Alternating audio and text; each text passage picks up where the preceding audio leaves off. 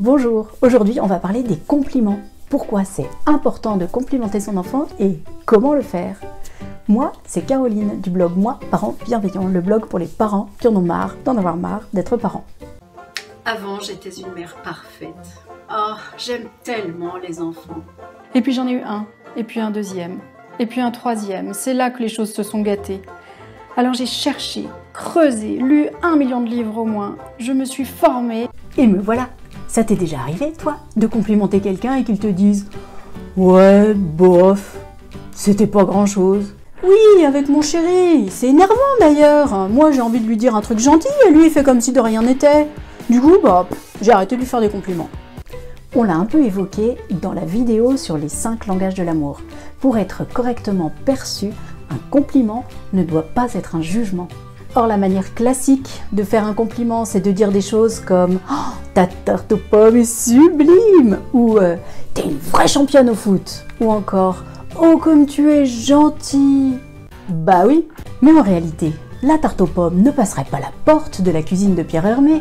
Ta fille a simplement réussi à te dribbler et quant à ton fils, il t'a apporté ton téléphone en espérant secrètement pouvoir y jouer ensuite avec. Oui, c'est vrai qu'on exagère un peu, mais bon, en même temps, c'est pour faire plaisir, tu vois, parce que sinon on dirait des trucs comme ta tarte aux pommes, ou alors non ma fille, ma pauvre, tu ferais mieux de te mettre au basket, ou encore eh ben dis donc, il était temps, hein, j'avais raté l'appel. Tu as touché du doigt ce que l'on veut faire avec un compliment. On veut remercier l'autre, saluer son effort, l'encourager à continuer. En bref, c'est un retour d'information pour dire à l'autre « C'est bien, ce que tu as fait me convient, continue, ne change rien ». En fait, c'est l'inverse de la punition, quoi. Oui, de la même manière que les compliments classiques ne remplissent pas leur mission, les punitions ne permettent généralement pas d'obtenir exactement ce que l'on cherche. Mais j'en parlerai dans une autre vidéo. Bon, mais alors, les compliments. Les auteurs Adèle Faber et Hélène Maslich ont une proposition intéressante qu'elles développent dans leur ouvrage « Parler pour que les enfants écoutent, écouter pour que les enfants parlent » que j'ai résumé sur mon blog. Tu trouveras le lien en description ici ou là. Au lieu de juger, il suffit de décrire. C'est loin d'être évident au début car on n'a pas l'habitude, mais avec le temps, ça devient plus facile et ça donne de beaux résultats. Mouerf. Tu pourras donner des exemples? Reprenons ceux que j'ai cités plus haut. Ta belle-mère, qui est une cuisinière hors pair, vient pour une fois déjeuner chez toi. Tu as préparé une belle tarte aux pommes que tu trouves pas trop mal. Mais ce n'est rien comparé aux succulentes pâtisseries que ta belle-mère te fait d'habitude. Elle a à peine mordu dedans que déjà elle te dit « Oh, cette tarte aux pommes est sublime !» Comment te sens-tu? Bah je vois bien qu'elle dit ça pour me faire plaisir quoi. Non, ça me met mal à l'aise. Ton beau-père, de son côté, a pris le temps de savourer sa première bouchée quand il te dit « J'aime bien le petit côté croustillant de la pâte associé à la douceur de la pomme qui fond en bouche. » Cette fois-ci, comment te sens-tu? Bah là, je me dis qu'il a aimé ma tarte et que finalement, je suis pas si nulle que ça en cuisine. Alors, quel compliment tu préfères? Oh bah y a pas photo, hein. Mais attends, donne-moi un autre exemple là.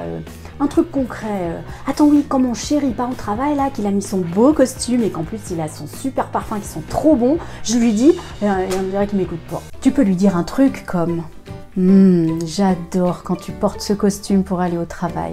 Ça te fait une silhouette que j'ai plaisir à regarder. En plus, ce parfum, je sais pas ce qu'il a, mais quand tu le mets, ça me rend toute amoureuse. Attends, je prends des notes.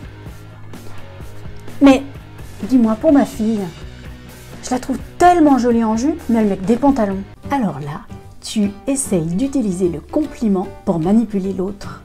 L'autre le sent, et comme personne n'aime se faire manipuler, le compliment est zappé. Pour résumer, pour bien complimenter quelqu'un, il suffit de décrire les faits ou la situation et de préciser les émotions positives que cela génère en nous. En fait, ce sont les 2 premiers éléments de la CNV, communication non violente. 1. Analyse des faits sans jugement. 2. Analyse des émotions et sentiments. Il y en a 2 autres. L'analyse des besoins que l'on peut ressentir et surtout le 4e, la demande. C'est avec la CNV et notamment la demande que tu pourrais chercher à inciter ta fille à porter plus souvent des jupes. Mais ça, on en parlera dans une prochaine vidéo. Maintenant, quand tu auras envie de faire un compliment à quelqu'un, tu sauras exactement comment t'y prendre pour qu'il soit entendu et perçu comme un compliment. La preuve qu'un compliment a été bien perçu, c'est que tout à coup la personne a un sourire ravi et que c'est elle qui dit « Ah oui, je suis une bonne cuisinière, hein » ou « je suis super bonne au foot » ou encore « Oh maman, moi je suis gentille, hein ». Si tu as aimé cette vidéo, c'est le moment de cliquer sur le pouce bleu.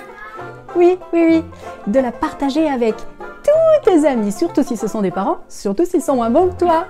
Oui, j'arrive mon grand, j'arrive, 2 minutes.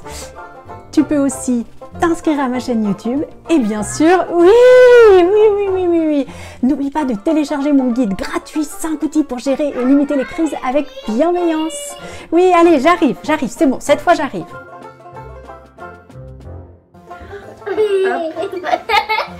Attends. Oh là là.